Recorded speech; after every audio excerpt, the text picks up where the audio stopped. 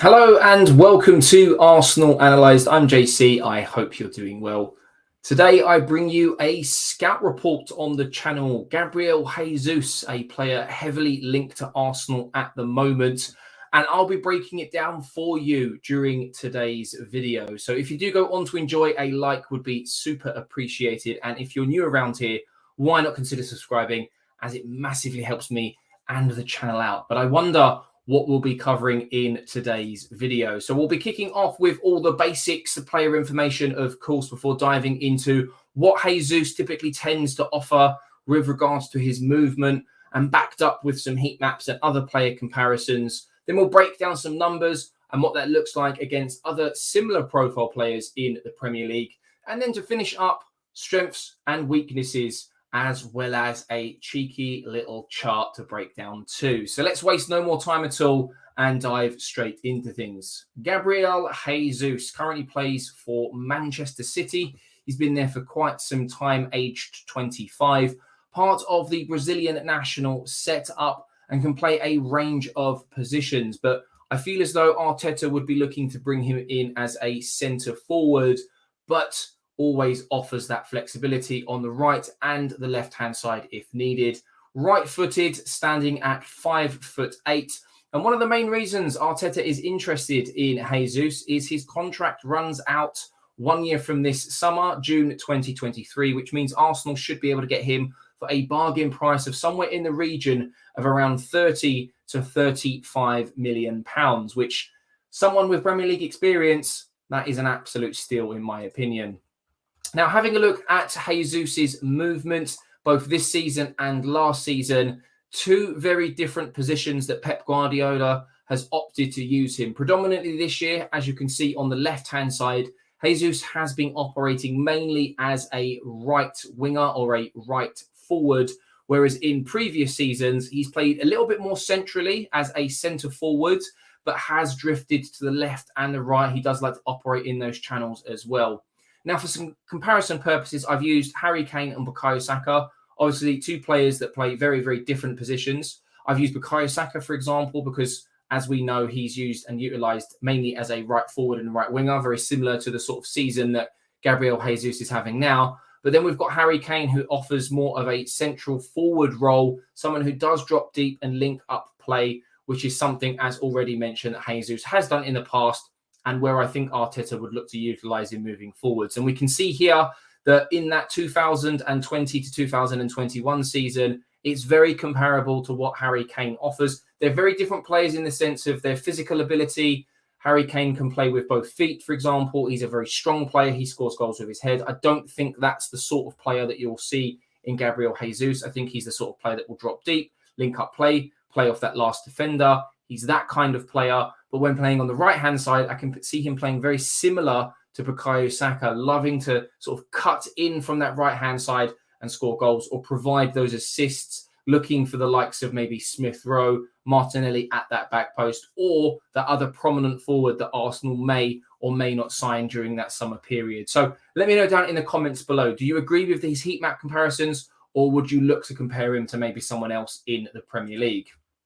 How does he compare against Harry Kane and Bukayo Saka in terms of his stats this season? So Gabriel Jesus has averaged around 60-65 minutes per Premier League game in the 24 games that he has featured in, scoring 7 goals and providing 8 assists for his colleagues. He has a passing accuracy percentage of 85%, the highest of the 3 on screen, having created around 30 chances this season. He has a completion of 60% of his dribbles, which again is the highest on this list. And that's why I wanted to look to compare him to Bukayo Saka, someone who really likes to run at defenders.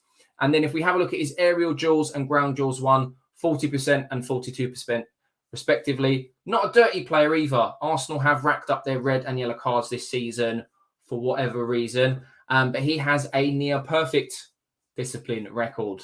Now, one thing that we have to look at here, Harry Kane, as I said, he's a slightly different player, but they will be playing in similar positions. And if Arsenal want to be challenging for the top 4 on a consistent basis or take themselves to that next level, we need a world-class striker. And I know as an Arsenal fan, it pains me to say it, but Harry Kane knows how to find the back of the net. 32 appearances, having scored 12 goals this season, the most on the list, providing 8 assists, similarly to Jesus. 44 chances created for his colleagues and a 71 passing accuracy percentage. So not the worst in the world, although it is the lowest on the list. He completes 53% of his dribbles and he has an aerial duel accuracy of 46%. So the highest on this list, no real surprises there, if I'm honest with you.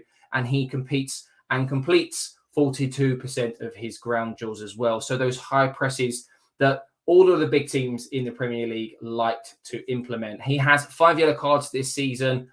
And whether you like to hear it or not, I think English players, and especially the likes of Harry Kane, are protected more so by referees. That should probably be a little higher in my opinion.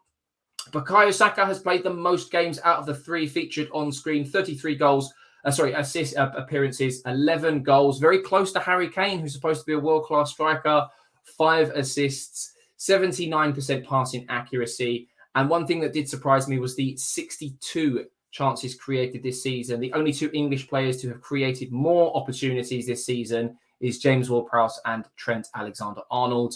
Dribbles was in the lower echelon, something that did surprise me. I did expect this to be a little higher at 41%. He completes around 31% of his aerial duels, 46% of his ground duels, and he also has 5 yellow cards this season. So some very good comparisons. Harry Kane and Bukayo Saka, 2 very different players. And I would say that Gabriel Jesus probably sits somewhere in between these 2. So let me know your thoughts down in the comments below.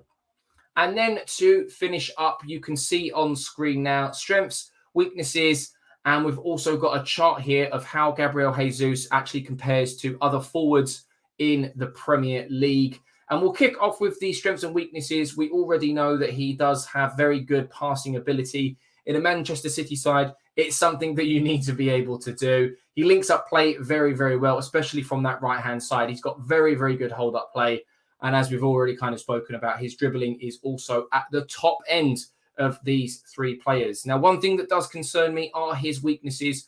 Arsenal need to have more of an instinctual finisher, someone who knows how to find the back of the net. And what I mean by that is when we look at the likes of Harry Kane, Ronaldo, Mbappe, Haaland, Vlahovic, for example, these are players that instinctively know how to find the back of the net. I wouldn't put Jesus in this particular category. I would say that he will eventually offer similar role to maybe Lacazette, a number 9, a Firmino, for example. Those would be players that I say that he would end up turning into. And the second striker that Arsenal buy will be very different, maybe a big, powerful, strong striker like a Nunez, for example, a Tammy Abrahams. So we'll have to wait and see.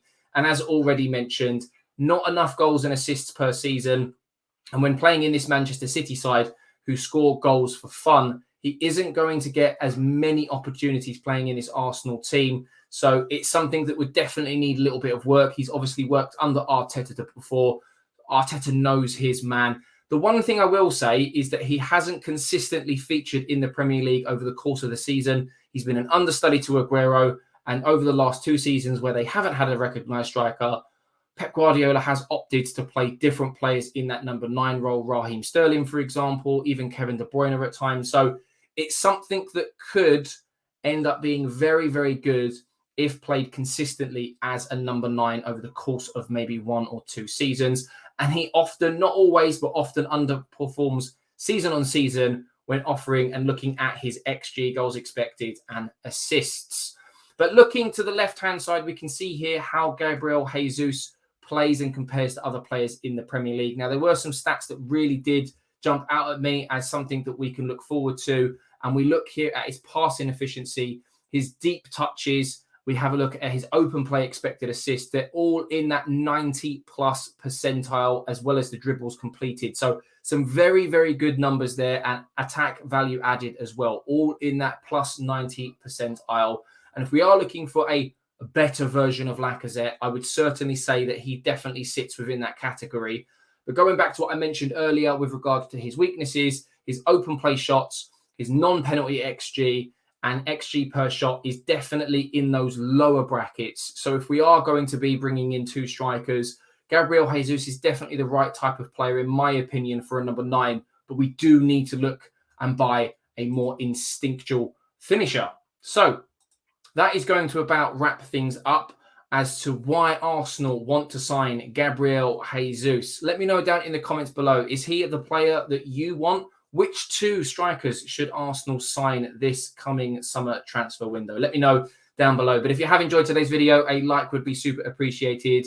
Do consider subscribing. It would make my day. And that is about it. I'm JC, and I will catch you in the next one. Stay safe and take care.